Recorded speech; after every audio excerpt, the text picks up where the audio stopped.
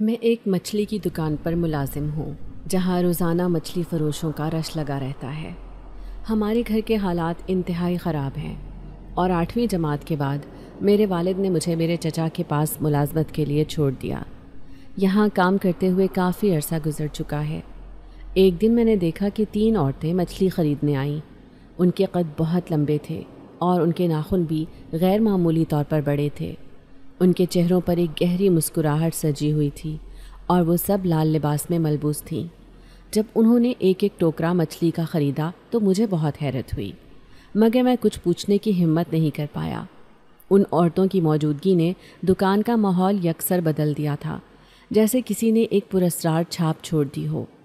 ان کے جانے کے بعد بھی ان کی مسکراہٹ اور لمبے ناخن میرے ذہن میں گونجتے رہے، مگر جو خوشبو ان کے وجود سے اٹھی تھی وہ اب تک ساری دکان میں پھیلی ہوئی تھی، اور میں یہ سوچنے پر مجبور ہو گیا کہ کیا واقعی وہ عام عورتیں تھیں یا کچھ اور۔ میرا نام علی ہے۔ میرا تعلق نہایت غریب گھرانے سے ہے۔ مجھ سے بڑی 2 بہنیں ہیں اور میرا باپ دمے کا مریض ہے۔ والدہ سارا دن سلائی کڑھائی کا کام کرتی ہیں، مگر گھر کے خرچے ہیں کہ پورا ہونے کا نام ہی نہیں لیتے۔ ہمارے حالات دن بدن خراب ہوتے جا رہے ہیں۔ 8ویں جماعت کے بعد میرے والد نے مجھے میرے چچا کے پاس ملازمت کے لیے چھوڑ دیا تاکہ میں بھی کچھ کما سکوں اور گھر کی مدد کر سکوں۔ شام کے وقت جب میں گھر آتا تو جیب کھنگال کر سارے پیسے ماں کے ہاتھ پر رکھتا۔ تھکن سے چور وجود لیے مجھے کوئی ہوش نہ رہتا۔ ماں کی آنکھوں میں شکر گزاری اور تھوڑی سی تشویش صاف نظر آتی، کیونکہ وہ جانتی تھی کہ میں اپنی طاقت سے زیادہ کام کر رہا ہوں۔ میرے لیے یہ دن بہت لمبے اور بہت مشکل ہوتے، مگر ماں کی مسکراہٹ اور بہنوں کی خوشی میرے لیے سب کچھ تھی۔ رات کا کھانا کھانے کے بعد جب میں اپنے بستر پر لیٹا تو میرے خیالوں میں پھر سے ان 3 عورتوں کا چہرہ ابھر آیا۔ وہ تینوں بہت پراسرار تھیں۔ آج سے پہلے میں نے کبھی انہیں اس محلے یا بازار میں نہیں دیکھا تھا۔ ان کے لمبے قد، غیر معمولی ناخن اور گہری مسکراہٹ نے مجھے بے حد حیران کیا تھا۔ میں نے سوچا کہ کیا وہ واقعی انسان تھیں یا کچھ اور۔ ان کی موجودگی نے میرے دل میں عجیب سی بے چینی پیدا کر دی تھی اور نیند میری آنکھوں سے کوسوں دور تھی۔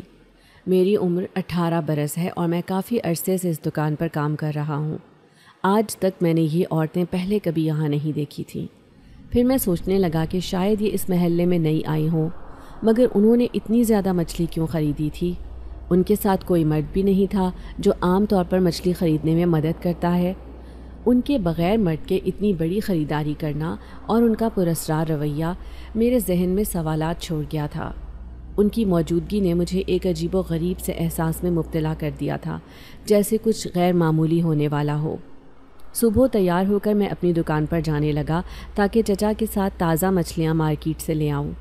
ہم دونوں ہر روز کی طرح جلدی نکلے تاکہ سب سے تازہ اور بہترین مچھلیاں حاصل کر سکیں۔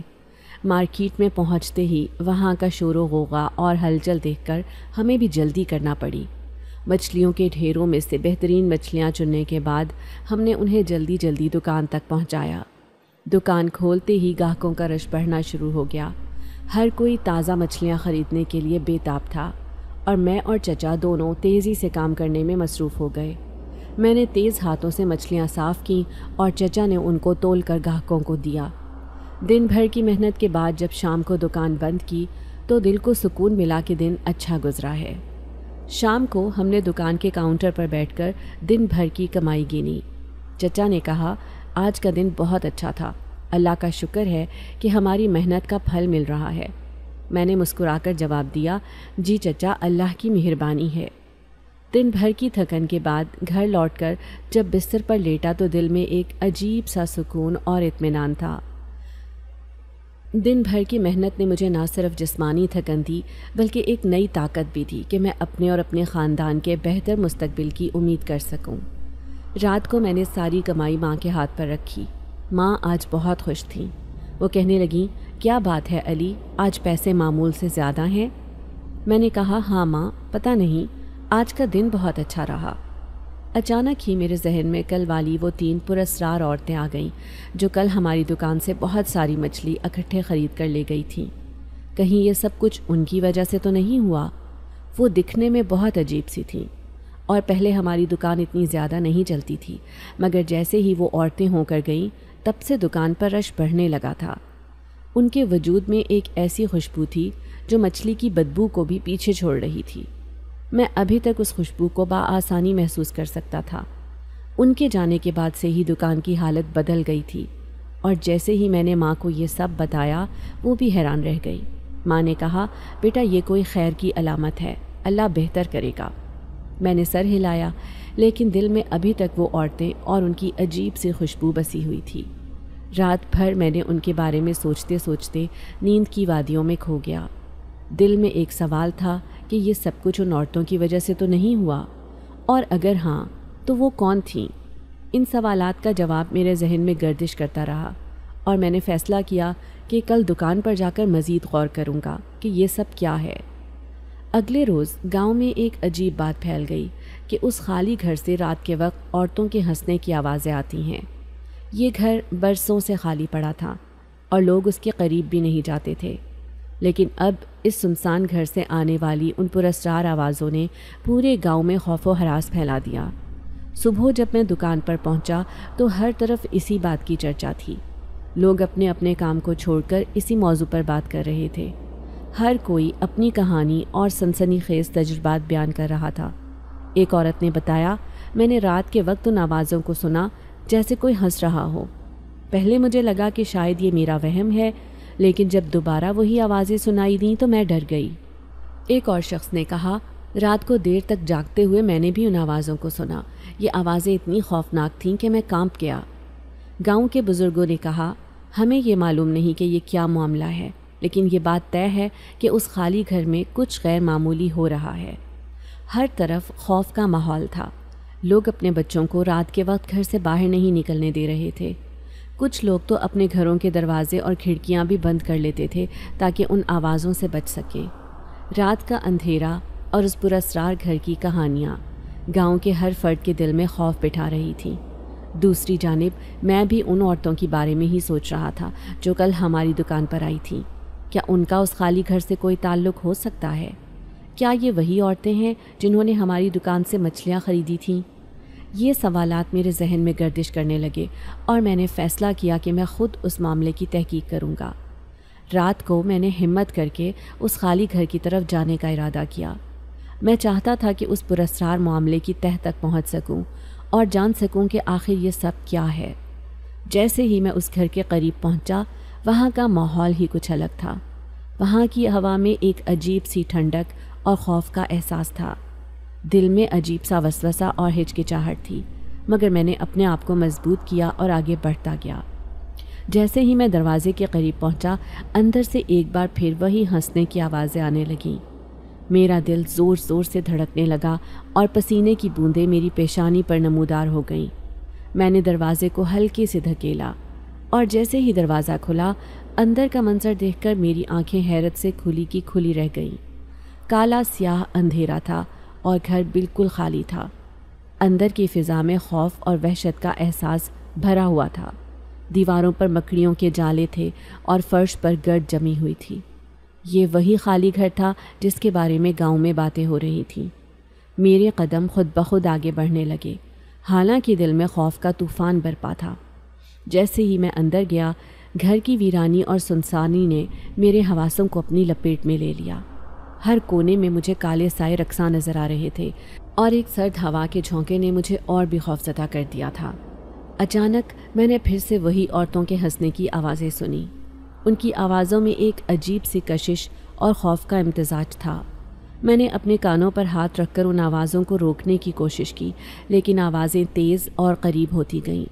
میں نے پیچھے مڑ کر دیکھا، لیکن وہاں کوئی نہیں تھا، صرف اندھیرا اور خاموشی تھی۔ جیسے ہی میں نے کچھ اور قدم آگے بڑھائے، اچانک ایک زوردار جھونکا آیا اور دروازہ خود بخود بند ہو گیا۔ میں اندر قید ہو گیا۔ دل کی دھڑکنیں بے قابو ہو گئیں اور خوف کی ایک لہر میرے جسم میں دوڑ گئی۔ میں نے چاروں طرف دیکھا، لیکن کچھ نظر نہیں آیا۔ میں نے ہمت کر کے ایک اور کمرے میں جھانکا، وہاں بھی کوئی نہیں تھا، مگر وہی خوشبو ہر جگہ پھیلی ہوئی تھی جو کل ہماری دکان پر ان عورتوں کے ساتھ آئی تھی۔ میرے دل میں ایک عجیب سا احساس ہوا کہ یہ سب کچھ ان عورتوں کی وجہ سے ہو رہا ہے۔ وہ کون تھیں اور یہاں کیا کر رہی تھیں؟ یہ سوالات میرے ذہن میں گونجنے لگے۔ میں نے ہمت کر کے واپس جانے کا فیصلہ کیا۔ جیسے ہی میں دروازے کی طرف بڑھا، دروازہ خود بخود کھل گیا اور میں جلدی سے باہر نکل آیا۔ باہر آ کر میں نے گہری سانس لی اور دل کو تسلی دی کہ میں زندہ باہر نکل آیا ہوں، مگر دل میں یہ خوف اب بھی باقی تھا کہ یہ سب کیا ہو رہا ہے اور ان عورتوں کا اس سب سے کیا تعلق ہے۔ میں ان عورتوں کو سمجھ چکا تھا کہ یہ کوئی عام انسان نہیں ہے، مگر اس مسئلے کا کوئی حل بھی نظر نہیں آ رہا تھا۔ کچھ دن تک تو وہ غائب رہیں، مگر جیسے ہی اس بات کا گاؤں میں پھیلنا شروع ہوا اور میں نے اس مکان کا جائزہ لیا، اگلی صبح ہی وہ عورتیں میری دکان پر مچھلی لینے آ گئیں۔ اس بار انہوں نے ایک بھاری تعداد بتائی۔ ان میں سے ایک نے دوسری کو مخاطب کرتے ہوئے کہا، پہلے بھی مچھلی کم پڑ گئی تھی، ہم روز روز تو اپنا عمل چھوڑ کر گھر سے باہر نہیں نکل سکتے، اس بار زیادہ مچھلی لے لیتے ہیں، سردار بھی خوش ہو جائے گا۔ ان کی باتیں سن کر میرے دل میں خوف کی ایک لہر دوڑ گئی۔ مچھلی لے کر انہوں نے اپنی گاڑی میں ڈالی اور ایک بھاری رقم ادا کی۔ ان میں سے ایک لڑکی نے پراسرار انداز میں میرے قریب آ کر سرگوشی کی، رات تو یہ غلطی تم نے کر لی تھی کہ ہمارے ٹھکانے پر آئے تھے، مگر آئندہ اس بات کا خیال رکھنا کہ اس مکان کے آس پاس بھی مت آنا، ورنہ اس کے انجام کے ذمہ دار تم خود ہوگے۔ میرے جسم میں ایک سرد لہر دوڑ گئی۔ ان کی آنکھوں میں ایک عجیب سی چمک تھی، جیسے وہ کچھ چھپا رہی ہوں۔ ان کی باتوں سے صاف ظاہر تھا کہ وہ کوئی عام انسان نہیں تھی۔ میں نے سر ہلایا اور ان کی بات کو ذہن نشین کر لیا۔ دل میں خوف کے ساتھ ساتھ ایک تجسس بھی تھا کہ یہ عورتیں کون ہیں اور ان کا مقصد کیا ہے۔ جیسے ہی وہ عورتیں گاڑی میں بیٹھ کر روانہ ہوئیں، میں نے اپنے آپ کو سنبھالنے کی کوشش کی۔ دل میں سوچا کہ اب اس معاملے سے دور رہنا ہی بہتر ہے، مگر ایک چیز واضح تھی کہ یہ عورتیں کسی اور دنیا کی تھیں اور ان کا یہاں آنا اور ہمارا ان سے واسطہ پڑنا ایک غیر معمولی واقعہ تھا۔ اس کے بعد باقی سارا دن دکان پر بہت مشکل سے گزرا تھا۔ میرا دھیان بار بار ان عورتوں کی طرف جا رہا تھا اور آخر میں اس عورت کی سرگوشی کہ آئندہ یہ غلطی مت کرنا بار بار میرے کانوں میں گونج رہی تھی۔ میرا دھیان بٹ جاتا تھا اور کام خراب ہو جاتا تھا۔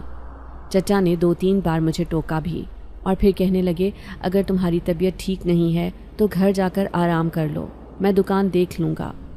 چچا کی بات پر میں نے ناسمجھی سے ان کی طرف دیکھا، لیکن میں دکان سے نکل آیا اور گھر کے راستے کی طرف چل پڑا۔ لیکن نہ جانے کیوں گھر جانے کو بھی دل نہیں چاہ رہا تھا۔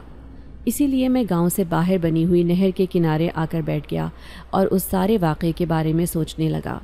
مجھے علم نہیں تھا کہ وہ عورتیں اس طرح خطرناک ہوں گی۔ مجھے نہیں معلوم ان کا کیا مقصد تھا۔ آخر وہ اتنی مچھلی لینے کیوں آتی تھیں؟ کیا وجہ تھی؟ وہ عورتیں اگر انسان نہیں تھیں تو کون تھیں؟ اور پھر اس خالی گھر میں ان کا کیا کام تھا؟ بہت سارے سوال میرے سامنے کھڑے تھے، لیکن ان کا جواب میرے پاس نہیں تھا، ان عورتوں کے پاس تھا، اور میں تب تک وہ جواب حاصل نہیں کر سکتا تھا جب تک کہ وہ خود اپنی مرضی سے جواب نہ دیتی۔ میں کافی دیر نہر کے کنارے بیٹھا رہا۔ جب شام کا سایہ گہرا ہونے لگا تو ایک دم اٹھ کھڑا ہوا۔ میرا تو دل پہلے ہی گھبرا رہا تھا، اس لیے اس وقت بھی ایک دم میں خوفزدہ ہو گیا اور فوراً وہاں سے چلنے لگا۔ لیکن راستے میں یوں محسوس ہو رہا تھا جیسے میرے ساتھ کوئی چل رہا ہو۔ میں نے 2-3 بار نظر گھما کر بھی دیکھا، پلٹ کر بھی دیکھا، لیکن کوئی بھی نہیں تھا۔ میرے دل کی دھڑکن ایک دم تیز ہو جاتی تھی کسی کی آہٹ کو پا کر، کسی کی موجودگی کو محسوس کر کے۔ میں اپنی طرف سے تیز قدم اٹھا رہا تھا اور تقریباً بھاگنے والے انداز میں چل رہا تھا، لیکن پھر بھی یہ احساس ختم نہیں ہو رہا تھا کہ کوئی میرے ساتھ موجود ہے۔ بہت گھبراہٹ کے عالم میں میں گھر میں داخل ہوا تو اماں نے پریشانی سے پوچھا، کیا ہوا علی، تم ٹھیک تو ہو؟ کیا بات ہے؟ بہت پریشان دکھائی دے رہے ہو۔ اماں کے سوال نے مجھے چونکا دیا، لیکن خود پر قابو پانے کے بعد میں نے اماں سے کہا، میں ٹھیک ہوں اماں، بس راستے میں ڈر گیا تھا۔ اماں کو میں نے کچھ نہیں بتایا کیونکہ مجھے معلوم تھا کہ وہ پریشان ہوں گی۔ ان کے ذمے سارے گھر کی ذمہ داری ہے، ابا کی بیماری اور چھوٹے بہن بھائیوں کی دیکھ بھال، اور اس کے علاوہ سلائی کڑھائی کا کام، تو میں اماں کو کیوں پریشان کرتا؟ اس لیے خاموشی سے آ کر اپنے کمرے میں بیٹھ گیا، لیکن وہ 3 عورتیں اور وہ پراسرار سرگوشی میرے کانوں میں گونج رہی تھی، اور میں نہیں چاہتا تھا کہ اب دوبارہ وہاں پر جاؤں، کیونکہ جس طرح اس نے مجھے منع کیا تھا، میں دوبارہ اس مکان کی اس گلی میں داخل ہونا ہی نہیں چاہتا تھا۔ لیکن اگلے دن گاؤں میں پھر سے پھیلنے والی افواہوں نے میرے قدم خود بخود اس گھر کی طرف اٹھا دیے۔ گاؤں میں یہ افواہ پھیلی ہوئی تھی کہ رات اس گھر میں گاؤں کے موچی اللہ دتا کا بیٹا داخل ہو گیا تھا۔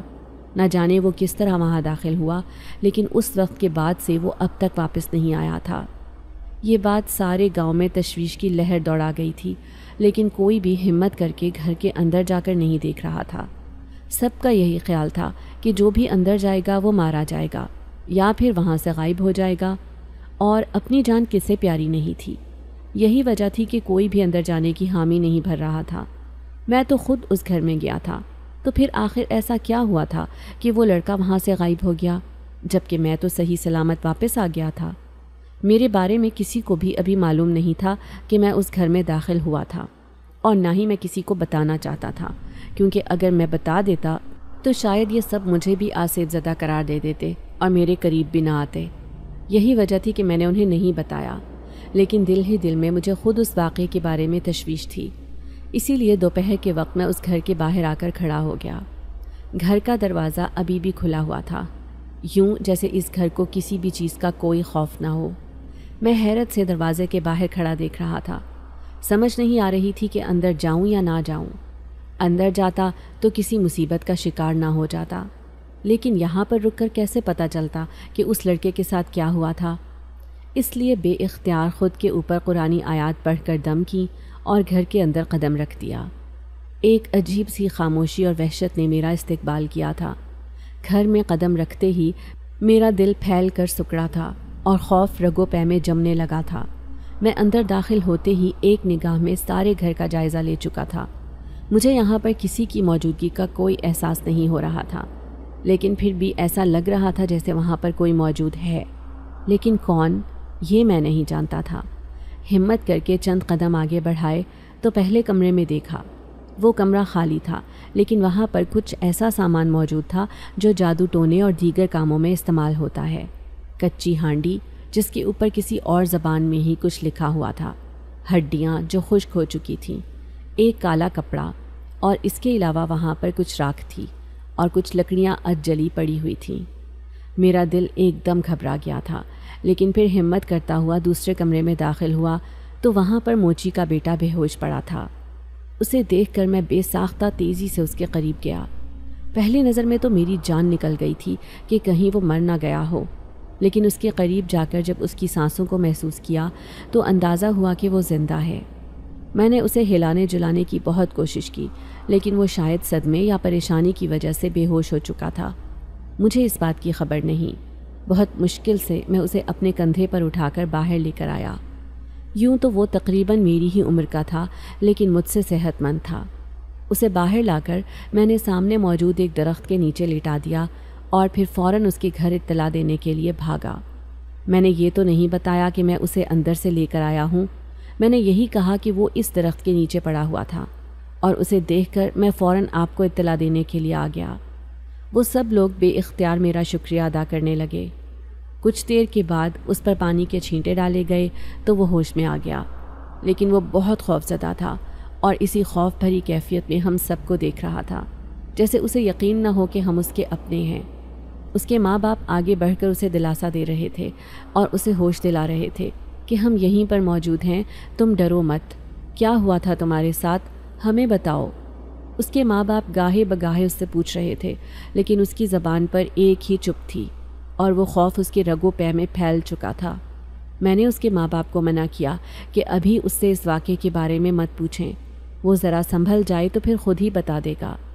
شاید میری بات ان کی سمجھ میں آ گئی تھی، اس کے بعد وہ کچھ نہیں بولے اور اپنے بیٹے کو لے کر وہاں سے چلے گئے، جبکہ میں دور تک اس کی پشت کو دیکھتا رہا۔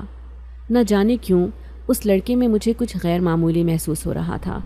یوں لگ رہا تھا جیسے وہ کسی ایسے واقعے سے گزرا ہے جس کا تعلق اس کی نفسیات سے ہے، اور اب وہ نفسیاتی طور پر اس حادثے کے زیر اثر ہے۔ میں کچھ سوچتا ہوا واپس دکان پر آ گیا اور سارا دن گاہکوں کے ساتھ مصروف رہا۔ یوں تو دکان کا کام آج کل کافی پڑا ہوا تھا، کیونکہ موسم بھی بدل رہا تھا اور پھر آج کل تازہ مچھلی کی بدولت گاہکوں کی مانگ زیادہ ہو گئی تھی۔ یہی وجہ تھی کہ دکان پر کافی رش لگا رہتا تھا۔ میں اور چاچا سارا دن اسی کام میں مصروف رہتے۔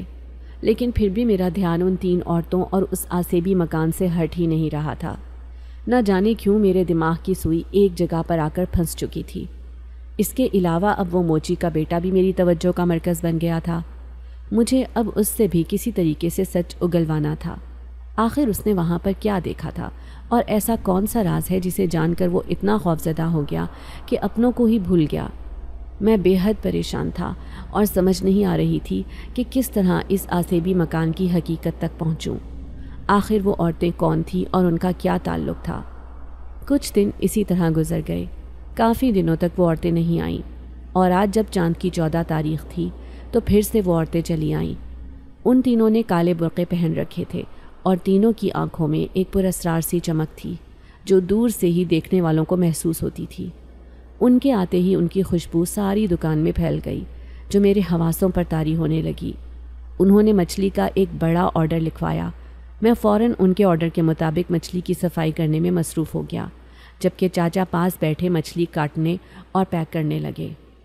وہ تینوں عورتیں منتظر سی ہمارے پاس ہی کھڑی تھیں، جبکہ ان میں سے وہ عورت جو ان سے قدرے کم عمر معلوم ہوتی تھی اور جس نے پچھلی بار میرے کان میں سرگوشی کی تھی، بڑی دلچسپی سے میری طرف دیکھ رہی تھی اور پھر مجھے کہنے لگی، تمہارا نام کیا ہے؟ میں نے اپنا نام بتایا تو مسکراتے ہوئے اس نے کہا، بہت اچھا نام ہے، میرا نام مہر النساء ہے۔ اس کی بات سن کر میں نے سر ہلا دیا، جبکہ وہ کہنے لگی، سنو، تم اس دن پھر سے موچی کے بیٹے کو ڈھونڈنے وہاں چلے آئے۔ تمہیں میں نے پہلی بار منع کیا تھا کہ وہاں مت آنا، تمہیں اپنی جان پیاری نہیں ہے؟ اس نے قدرے تیز اور پراسرار لہجے میں مجھے کہا تو ایک لمحے کے لیے میرا ہاتھ رک گیا، میرے رونگٹے کھڑے ہو گئے، لیکن پھر سب کچھ بھلا کر میں نے دوبارہ خود کو اپنے کام میں مصروف کیا اور کہنے لگا، میرے لیے دوسروں کی جان کی زیادہ اہمیت ہے، اسی لیے میں وہاں گیا تھا، اور دیکھو وہ شخص آج صحیح سلامت اپنے گھر میں موجود ہے۔ میں نے یہ کہتے ہوئے آہستہ سے سر اٹھایا تو وہ حیرانی سے میرا چہرہ دیکھنے لگی۔ اس کے ساتھ موجود باقی 2 عورتیں خاموشی سے ایک طرف کھڑی تھیں اور انہوں نے ہماری باتوں میں دخل اندازی نہیں کی تھی، جبکہ مہر النساء نے بھی اس کے بعد کوئی بات نہیں کی۔ ان کا آرڈر تیار ہو چکا تھا، انہوں نے رقم ادا کی اور وہاں سے چلی گئیں۔ اس دن کے بعد سے کافی دنوں تک میں دکان پر ہی مصروف رہا، کیونکہ کام کا بوجھ زیادہ تھا اور چچا اکیلے اتنا کام نہیں کر سکتے تھے۔ یہی وجہ تھی کہ میں سارا دن ان کے ساتھ ہی مصروف رہتا۔ آج مجھے تھوڑی سی فرصت ملی تو میں نے موچی کے بیٹے سے ملنے کا ارادہ کر لیا، کیونکہ میں اس سے جاننا چاہتا تھا کہ آخر اندر اس نے ایسا کیا دیکھا جس کی وجہ سے وہ وہاں پر بے ہوش ہو گیا۔ اسی لیے میں دکان سے سیدھا اس کی طرف چلا آیا۔ وہ گھر پر ہی موجود تھا اور زیادہ تر گھر پر ہی رہتا تھا، کیونکہ اس کے ماں باپ کا کہنا تھا کہ جب سے وہ اس آسیبی مکان میں سے ہو کر آیا ہے، اس دن کے بعد سے وہ نہ تو زیادہ بات کرتا ہے اور نہ ہی زیادہ کھاتا پیتا ہے اور نہ ہی کہیں آتا جاتا ہے، بس چپ چاپ اپنے کمرے میں پڑا رہتا ہے۔ میں نے اس کے ماں باپ سے کچھ دیر ملنے کی اجازت چاہی اور پھر اس کے کمرے میں چلا آیا۔ وہ آنکھوں پر ہاتھ رکھ کر لیٹا ہوا تھا۔ میری آہٹ کو بھی محسوس کر کے جب وہ نہیں اٹھا تو میں اس کے قریب جا بیٹھا اور اس کے کندھے پر ہاتھ رکھ کر کہا، یار اٹھو ذرا، مجھے تم سے کچھ بات کرنی ہے۔ وہ ایک دم چونک گیا، اس کی آنکھوں میں مجھے خوف نظر آیا، جیسے وہ اچانک گھبرا گیا ہو۔ پھر وہ اٹھ بیٹھا اور اپنی آنکھوں میں حیرت لیے مجھے دیکھنے لگا۔ میں نے اسے کہا، میں وہی ہوں جو تمہیں اس گھر سے نکال کر لے کر آیا تھا، لیکن یہ بات میں نے کسی کو نہیں بتائی۔ میرا نام علی ہے اور میں مچھلی کی دکان پر کام کرتا ہوں۔ میں آج تم سے کچھ باتیں معلوم کرنے آیا ہوں، کیا تم مجھے جواب دے سکو گے؟ میں نے یہ پوچھتے ہوئے بغور اس کی طرف دیکھا۔ اس کے انداز میں ایک بے چینی تھی، ایک محسوس کیا جانے والا خوف جو اس کی آنکھوں میں لہرا رہا تھا۔ میرے پوچھنے پر اس نے بتایا کہ رات اپنے دوست کے ساتھ گھر واپسی پر میں وہاں سے گزر رہا تھا۔ نہ جانے مجھے کیا ہوا کہ اندر سے آنے والی ایک کھلکھلاتی ہوئی ہنسی کی آواز نے مجھے اپنی طرف متوجہ کر لیا، اور پھر ایک دم سے میں نے اندر جانے کا فیصلہ کر لیا۔ حالانکہ میرے دوست نے مجھے منع بھی کیا تھا کہ تمہیں معلوم ہے کہ یہ آسیبی گھر ہے، یہاں پر نہیں جانا، لیکن میں نے اپنے دوست کی ایک نہیں سنی۔ ایسا لگ رہا تھا جیسے میں کسی اور ہی طاقت کے زیر اثر ہوں۔ مجھے کچھ سمجھ نہیں آ رہی تھی۔ میں اندر کی طرف بڑھتا چلا گیا۔ میرا دوست پیچھے سے خوفزدہ انداز میں مجھے آوازیں دیتا رہا، لیکن میں اس کی طرف متوجہ ہی نہیں ہوا۔ اندر جانے کے بعد ایک عجیب سے سناٹے اور خوف نے میرا استقبال کیا۔ وہاں پر سارے گھر میں بہت وحشت طاری تھی اور یوں لگ رہا تھا جیسے سارا گھر سرخ خون کے رنگ سے نہایا ہو۔ ہر طرف سرخ رنگ کا اندھیرا پھیلا ہوا تھا۔ وہ اندھیرا بھی بہت خوفزدہ کر دینے والا تھا۔ میرے دل کی کیفیت عجیب سی ہو گئی تھی۔ میں واپس پلٹنا چاہتا تھا لیکن مجھ سے پلٹا نہیں جا رہا تھا۔ میرے قدم آگے کی طرف اٹھ رہے تھے اور پھر میں ایک دروازے کی طرف آ گیا۔ یہ کمرے کا دروازہ تھا اور اس کے اندر سے بہت گندی بو اٹھ رہی تھی، جیسے کچھ مٹی کی ہانڈی میں پک رہا ہو۔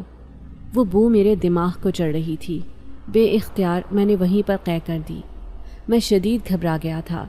اتنے میں کمرے میں موجود 3 عورتوں کی نظر مجھ پر پڑی اور وہ بڑی عجیب سی نظروں سے مجھے دیکھنے لگیں۔ اس کمرے میں ایک طرف مچھلی کا ڈھیر لگا ہوا تھا، جبکہ دوسری طرف لکڑیوں کے اوپر ایک مٹی کی ہانڈی پڑی ہوئی تھی جس کے اندر کچھ پک رہا تھا، لیکن وہ مچھلی ہرگز نہیں تھی، وہ کچھ اور ہی تھا۔ اسی وجہ سے تو اس میں سے اتنی گندی بدبو آ رہی تھی۔ میں پلٹ جانا چاہتا تھا، مڑ جانا چاہتا تھا، لیکن مجھ سے مڑا ہی نہیں گیا۔ ایک عورت کی آنکھوں نے مجھے اپنے جال میں جکڑ لیا، اپنے جادو کی قید میں لے لیا، اور میں جیسے ہی اس کی طرف بڑھا تو ایک دم بے ہوش ہو کر نیچے گر گیا۔ اس کے بعد مجھے نہیں خبر کہ کیا ہوا کیا نہیں۔ جب مجھے ہوش آیا تو میں اپنے گھر پر موجود تھا۔ اس لڑکے نے پوری تفصیل سے بیان کیا تو میں سوچ میں پڑ گیا کہ نہ جانے اس کے اندر ایسا کیا واقعہ ہوا تھا جو وہ ابھی تک اتنا خوفزدہ ہے، اور وہاں سے نکل جانے کے باوجود بھی وہ اپنے آپ کو وہیں پر قید محسوس کرتا ہے۔ میں نے اس کے کندھے پر ہاتھ رکھا اور اسے حوصلہ دیتے ہوئے کہا کہ جو کچھ تمہارے ساتھ ہوا ہے اب اسے بھول جاؤ، اپنے ماں باپ کے بارے میں سوچو، وہ تمہارے لیے بہت پریشان ہیں، انہیں ہمت دو، حوصلہ دو، اور اس رات کو بھول جاؤ، ایسا سمجھو کہ وہ رات تمہاری زندگی میں آئی ہی نہیں۔ یہ کہتے ہوئے میں اٹھ کھڑا ہوا، جبکہ وہ بڑے ممنون سے انداز میں میری طرف دیکھنے لگا۔ تاہم وہ کہنے لگا کہ ہمیں اس آسیبی مکان کو ختم کرنا ہوگا، نہ جانے وہاں پر کیا کچھ ہوتا ہے، یہ نہ ہو کہ کل کلا کو وہاں پر کچھ ایسا ہو جائے جو ہم سب کے لیے بہت خطرناک ہو۔ اس کی آنکھوں میں ابھی تک خوف تھا اور وہ خوف اس کی زبان سے بھی عیاں تھا۔ میں اسے تسلی دیتا ہوا وہاں سے نکل آیا۔ میرے دماغ میں عجیب سی چیزیں چل رہی تھیں، ان عورتوں کا میری دکان پر آنا اور پھر ڈھیر ساری مچھلی خریدنا، اس آسیبی مکان سے راتوں کو آوازیں آنا، اس عورت کی کھلکھلاتی ہوئی ہنسی، مہر النساء کی سرگوشی، اور مٹی کی ہانڈی میں پکنے والی کسی چیز کی تیز بو، سوکھی ہڈیوں کا ڈھیر، اور اس کے علاوہ اور بہت کچھ۔ میں اس سب کے بارے میں سوچتا ہوا دکان پر چلا گیا۔ چاچا کام میں مصروف تھے، مجھے دیکھ کر کہنے لگے، ارے یار کہاں چلے گئے تھے تم؟ یہاں پر گاہک بہت آئے ہوئے ہیں، جلدی جلدی ہاتھ چلاؤ۔ میں نے فوراً چاچا کے کہنے پر کام کرنا شروع کر دیا۔ اس وقت میرا ذہن اس آسیبی مکان اور ان 3 عورتوں کی طرف تھا۔ کچھ دن تو بخیر و خوبی گزر گئے، کوئی بھی غیر معمولی واقعہ پیش نہیں آیا۔ انہی دنوں میں ایک دن مہر النساء میرے پاس اکیلی چلی آئی۔ وہ آج اکیلے ہی مچھلی لینے کے لیے آئی تھی۔ میں اسے یوں دیکھ کر حیران ہو گیا اور بے ساختہ اس سے پوچھے بنا نہ رہ سکا، تمہاری دونوں بہنیں کہاں پر ہیں؟ وہ دونوں ساتھ نہیں آئیں؟ تو وہ کہنے لگی، نہیں، آج وہ کسی اور کام سے گئی ہوئی ہیں، اسی لیے مچھلی لانے کا کام میرے سپرد کر دیا۔ مہر النساء نے تھوڑا لاپرواہی سے جواب دیا، تو میں نے بھی اسے اکیلا پا کر موقع غنیمت سمجھا اور اس سے پوچھنے لگا، سنو، کیا تم مجھے بتاؤ گی کہ تم تینوں کون ہو اور اس گھر میں تم لوگوں کا کیا مقصد ہے؟ تم لوگ کیا کرتی ہو؟ میں نے بڑے تجسس کے عالم میں اس سے پوچھا تاکہ اسے یہ محسوس نہ ہو کہ میں کسی غلط نیت سے پوچھ رہا ہوں۔ تو وہ کہنے لگی، ہاں نا، میں تمہیں بتاتی ہوں، تم ایک اچھے لڑکے ہو اور مجھے اچھے لگتے ہو، اس لیے صرف تمہیں یہ راز بتا رہی ہوں، کسی اور سے یہ بات مت کرنا۔ مہر النساء نے بڑے آہستہ آواز میں سرگوشی کی طرح میرے کان کے قریب آ کر کہا، تو میں پوری جان سے اس کی طرف متوجہ ہو گیا۔ وہ کہنے لگی، ہم تینوں سگی بہنیں ہیں اور ہم تینوں جن زادیاں ہیں، ہمارا تعلق جنات کی دنیا سے ہے اور ہم تینوں یہاں پر ایک خاص مقصد کو مکمل کرنے کے لیے آئی ہیں۔ اس کے منہ سے یہ سن کر میں دنگ رہ گیا۔ میں یہ تو جانتا تھا کہ ان عورتوں میں کچھ تو غیر معمولی پن ہے، لیکن اس بات کا یقین نہیں تھا کہ وہ یہ سب ہوگا۔ میں حیرت سے منہ کھولے اس کی طرف دیکھ رہا تھا، جبکہ وہ کہنے لگی، یہ بالکل سچ ہے کہ میں ایک جنزادی ہوں اور میرا تعلق جنات کی دنیا سے ہے۔ میری دونوں بہنیں بھی جنزادیاں ہیں اور وہ دونوں بھی کسی خاص مقصد سے یہاں پر آئی ہیں۔ میں نے اس سے پوچھا کہ آخر وہ مقصد کیا ہے، تو وہ کہنے لگی، دراصل میرے والد صاحب بہت بیمار ہیں۔ وہ اتنے بیمار ہیں کہ اٹھ کر کھڑے بھی نہیں ہو سکتے۔ ہم صرف تینوں بہنیں ہی ہیں، اس لیے چونکہ ہمارے والد صاحب قبیلے کے سردار ہیں، اس لیے رواج کے مطابق سرداری صرف قبیلے کے سردار کے بیٹے کو ہی ملتی ہے۔ چونکہ میرے والد صاحب کا کوئی بیٹا نہیں ہے، اس لیے ہمارے لیے یہ سب بہت مشکل ہو گیا ہے۔ ہمیں کسی نے کہا تھا کہ ایک خاص عمل کے ذریعے ہم تینوں میں سے کوئی ایک جنزادی لڑکا بن سکتا ہے، یعنی کہ سرداری اس کے سر پر آ سکتی ہے۔ یہی وجہ ہے کہ ہم تینوں بہنیں اس خاص مقصد کے لیے یہاں پر موجود ہیں، اور روزانہ ہی ہم اسی لیے ڈھیروں مچھلیاں خریدتے ہیں، کیونکہ ان مچھلیوں کی بھینٹ ہم اپنے دیوتا کو چڑھاتے ہیں، اور پھر اس کے بعد ایک خاص عمل کے ذریعے ہم اسے خوش کرتے ہیں۔ لیکن ابھی تک ہمیں اپنے مقصد میں کامیابی حاصل نہیں ہوئی۔ جس دن ہمیں کامیابی حاصل ہو جائے گی، اس دن ہم یہاں سے چلی جائیں گے۔ مہر النساء کے منہ سے یہ سب باتیں سن کر میں بے حد حیران رہ گیا۔ مجھے یقین نہیں آ رہا تھا کہ جنات کے بیچ بھی اس طرح کرسی کے لیے جنگ ہوتی ہوگی، اور پھر وہ جن زادیاں خود کو ایک عورت سے مرد میں تبدیل کرنے کے لیے اتنا گھناؤنا عمل کر رہی ہوں گی۔ میں نے مہر النساء سے باتوں کے دوران مچھلی کی صفائی کر لی تھی۔ اب مچھلی پیک کر کے اس کے حوالے کر دی اور وہ رقم ادا کر کے وہاں سے چلی گئی، لیکن میں اس کے پیچھے سے سوچتا رہ گیا۔ مجھے ایسے لگ رہا تھا جیسے اس کی وجہ سے ہمارے گاؤں پر کوئی مصیبت آ سکتی ہے، اور ہمیں جلد از جلد اس کا کوئی نہ کوئی حل کرنا ہی ہوگا۔ یہی وجہ تھی کہ میں نے اگلے ہی دن گاؤں کے چند بڑے لوگوں کو ایک جگہ پر اکٹھا کر لیا، اور پھر ان کے ساتھ جب یہ ساری بات کی تو انہیں اپنا ساتھ دینے کا کہا۔ اس سلسلے میں سب سے پہلے ہم نے ایک عامل بابا سے مدد لی، اور اس عامل بابا سے کہا کہ کسی بھی طرح سے عمل کر کے اس گھر کے آسیب کو ختم کیا جائے اور جنزادیوں کو اس جگہ سے واپس بھیجا جائے۔ یہ نہ ہو کہ کل کلاں کو ہمارے گاؤں پر ایک بڑی مصیبت آ جائے اور گاؤں کے لوگ بے گناہ اس مصیبت میں پھنس جائیں۔ اس عامل بابا نے ہمیں مکمل یقین دلایا کہ وہ ضرور عمل کر کے اس آسیب کو ختم کر دے گا۔ اس آسیبی مکان کے باہر عامل بابا نے اپنا عمل شروع کر دیا تھا۔ سارا گاؤں ایک جگہ پر جمع تھا، کیونکہ ہر کوئی یہ دیکھنا چاہتا تھا کہ آخر ہوتا کیا ہے۔ ابھی عامل بابا کو عمل شروع کیے ہوئے کچھ ہی دیر گزری تھی کہ ایک دم سے اس آسیبی گھر میں سے چیخوں کی آوازیں بلند ہونے لگیں۔ ہم سب ڈر گئے تھے، خوفزدہ ہو گئے۔ ان چیخوں کی آوازوں کے ساتھ ایک دھواں سا اٹھ رہا تھا۔ ایسا لگ رہا تھا جیسے کہیں پر آگ لگ گئی ہو۔ عامل بابا کے عمل میں رکاوٹ آ رہی تھی۔ کوئی انہیں اس عمل سے روکنے کی کوشش کر رہا تھا، لیکن عامل بابا نے بھی اپنے عمل کو جاری رکھا۔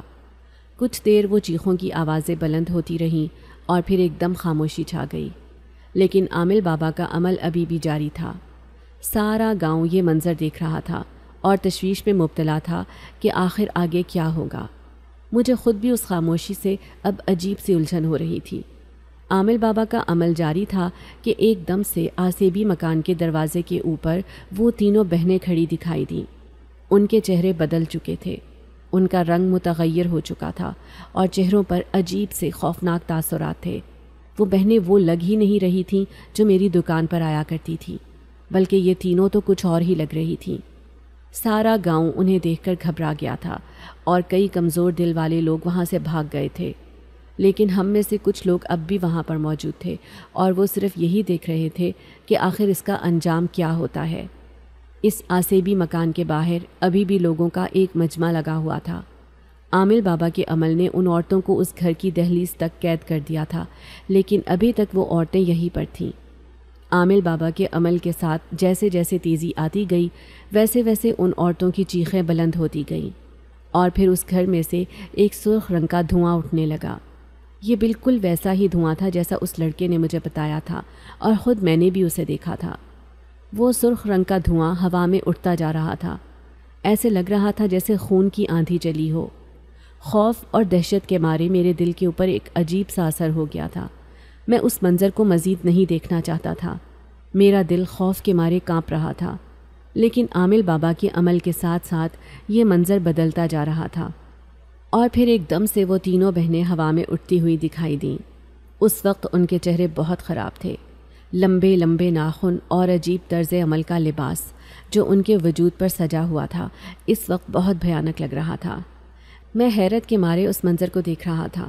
وہ تینوں بہنیں اوپر ہوا میں اٹھی ہوئی تھیں اور کچھ ہی دیر کے بعد وہ ایک دم سے یوں غائب ہو گئیں جیسے وہاں پر موجود ہی نہیں تھیں۔ عامل بابا کا عمل اب بھی چل رہا تھا اور وہ اپنے اس عمل میں کافی حد تک کامیاب رہے تھے۔ مغرب کے قریب جا کر جب وہ عمل ختم ہوا تو عامل بابا نے یہ خوشخبری سنائی کہ اب یہ گھر آسے بھی نہیں ہے، بلکہ وہ تینوں بہنیں یہاں سے جا چکی ہیں اور انہیں ایک جگہ پر قید کر دیا گیا ہے، وہاں سے انہیں کوئی بھی نہیں نکال سکتا۔ عامل بابا کی اس بات نے سارے گاؤں میں خوشی کی ایک لہر دوڑا دی تھی، لیکن نہ جانے کیوں مجھے اب بھی اس گھر کی طرف دیکھ کر ایک خوف کا احساس ہو رہا تھا، حالانکہ میں نے اپنی آنکھوں سے وہ سب دیکھا تھا۔ وہ تینوں بہنیں یہاں سے جا چکی تھیں، لیکن سرخ رنگ کا طوفان اور ان بہنوں کا اس طرح چہرہ بدل لینا مجھے کسی طور بھی ہضم نہیں ہو رہا تھا۔ نہ جانے کیا تھا جو چھپ گیا تھا، نہ جانے کیا تھا جو اب ظاہر نہیں ہونا تھا۔ میں عجیب سی کشمکش میں مبتلا تھا، لیکن جو بھی تھا وقتی طور پر گاؤں میں سکون آ گیا تھا۔ وہ جنزادیاں یہاں سے جا چکی تھیں، لیکن نہ جانے کیا بات تھی، مہر النساء کی سرگوشی اور اس کی آنکھوں کا وہ جادو مجھے اب تک نہیں بھول پایا تھا۔ میں اب بھی جیسے اس کے جادو کے حصار میں قید تھا۔ یوں تو وہ گھر اب آسیب سے پاک ہو گیا تھا، لیکن پھر بھی لوگ وہاں پر جانے سے ڈرتے تھے، اور ایک دن ہمت کر کے میں نے وہاں پر جانے کی ٹھانی تھی، کیونکہ میں یہ دیکھنا چاہتا تھا کہ واقعی وہ گھر اب پاک ہے یا نہیں۔ اس لیے کسی کو بھی بتائے بغیر میں وہاں پر چلا آیا۔ اس گھر میں داخل ہوتے وقت میرا استقبال سناٹے نے کیا تھا۔ وہ وحشت جو یہاں پر ہر وقت ناچتی رہتی تھی اب نہیں تھی۔ میں ہمت کر کے چند قدم آگے بڑھا اور پہلے کمرے میں جھانکا، جہاں پر پہلی بار مجھے سوکھی ہڈیوں کا ڈھیر اور کچی مچھلیوں کا ایک ڈھیر ملا تھا، جبکہ اب وہاں پر ایسا کچھ نہیں تھا۔ ہر چیز راکھ بنی ہوئی تھی، لمبے لمبے جالے لٹک رہے تھے اور فرش پر موٹی مٹی کی تہ جمی ہوئی تھی، جیسے کئی برسوں سے یہاں پر کوئی بھی نہ آیا ہو۔ میں بہت حیرانی سے یہ سب دیکھ رہا تھا۔ اس گھر کی حالت ایسی تھی جیسے بہت برسوں سے بند ہو اور کوئی بھی یہاں پر نہ آیا ہو۔ حالانکہ جب وہ تینوں جنزادیاں یہاں پر موجود تھیں اور میں یہاں پر ان کے پیچھے آیا تھا تب اس طرح کے حالات نہیں تھے، لیکن اب تو اس گھر کو دیکھ کر عجیب سا محسوس ہو رہا تھا۔ لمبے لمبے لٹکتے ہوئے جالے جو بہت قدیم معلوم ہو رہے تھے مجھے حیرت میں مبتلا کر رہے تھے۔ میں تھوڑا سا آگے بڑھا، اب دوسرے کمرے میں جھانکا، یہاں پر بھی یہی صورتحال تھی۔ ہر طرف عجیب سناٹا تھا اور دن کے وقت بھی یہاں پر کچھ ایسا محسوس ہو رہا تھا جو دل دہلا دینے والا تھا۔ صحن کے ایک طرف سرخ رنگ کی مٹی پڑی ہوئی تھی، ایسا لگ رہا تھا جیسے تازہ خون اس کے اوپر گرا ہو۔ اس مٹی نے مجھے خوفزدہ کر دیا تھا۔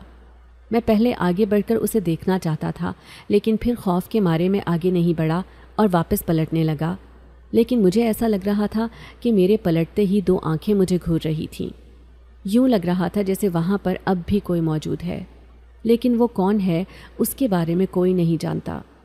میں فوراً گھر سے باہر نکل آیا، کیونکہ مجھے ایسا لگ رہا تھا کہ اگر میں کچھ دیر اور وہاں پر رکوں گا تو میرا دل خوف کے مارے پھٹ جائے گا اور میں یہیں پر مر جاؤں گا۔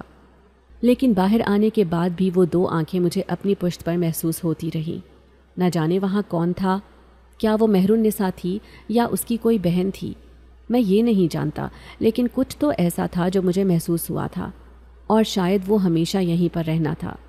میں یہ جان گیا تھا کہ اس گھر کا آسیب کبھی ختم نہیں ہوگا، اور شاید اسے اب اسی طرح ہی رہنا ہے۔ اس کے بارے میں جو کچھ مشہور ہو چکا ہے وہ کبھی تبدیل نہیں ہوگا۔ وہاں پر اب بھی کچھ محسوس ہوتا ہے۔